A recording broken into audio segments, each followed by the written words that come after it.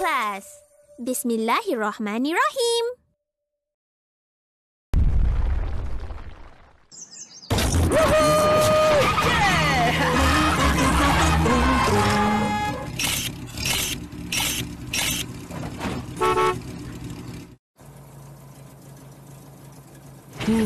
Perempuan kalau berbelanja, lama sampai tak ingat masa. Mana dia pergi? Assalamualaikum, Teruntung. Waalaikumsalam, sihat?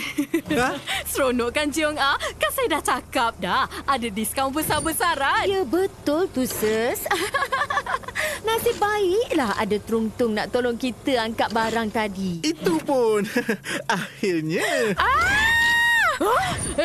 Kenapa, Jiong Ah? Tertinggal barang ke? Alamak, kenapa Jengah? Ada peragut, pencuri. Hei, sini. Apa benda ni? Shh, jangan bising tau. Saya lupa nak perbaharui lesen. Dah tamat tempoh. Ya Allah, Jiong Ah, macam mana boleh tamat tempoh? Tapi kan berapa lama lesen memandu tu bertahan? Aduh, Sesia. Bukan ke dari dulu lagi memang 5 tahun. Sejak bila tu? Bukankah ianya kekal selamanya? Sesia Lita, itu kad pengenalan. Ini lesen memandu hanya hingga 5 tahun. Biar betul. Alamak, kalau macam tu lesen saya dah tamat tempoh 2 tahun lepas. Macam mana ni? Sesia, kalau dah tamat tempoh, awak kenalah buat pembaharuan untuk lesen tu. Buat ujian balik. Buat ujian balik? Kan pernah buat dulu. Aduhai, Sesia, macam mana ni? Tarik nafas, hembus. Macam mana kalau kita... Astaghfirullah. Tak boleh buat macam tu. Guna cara yang betul aja. Tak payahlah buat sesuka hati. Barulah cepat. Boleh kan? Betul. Kalau ujiannya susah, tak lulus, macam mana? Nak buat lagi? Ujian lagi? Bila nak dapat lesennya? Aduh, susahnya. Awak berdua kena yakin. Sebelum ni kan dah pernah lulus ujian. Apa kata kita minta tolong dari Tuan Tu? Jom.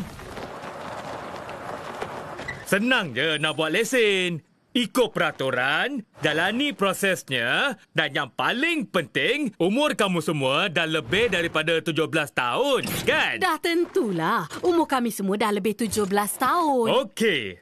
Kalau macam tu, saya akan membantu demi kelancaran ujian lesen untuk Jeng Ah dan Sus Yalita. Saya akan berikan soalan contoh. Kalau tahu, sila bunyikan hon anda. Sila lihat betul-betul ya. Apa maksud dari gambar yang berikut? Jalan semakin sempit. Tepat sekali. Gambar seterusnya. Semua kenderaan dilarang untuk masuk. Tepat sekali. Soalan seterusnya. Tadi syarat berpusing balik. Terbaik. Jung Ah dan Sosialita, bijak kamu berdua.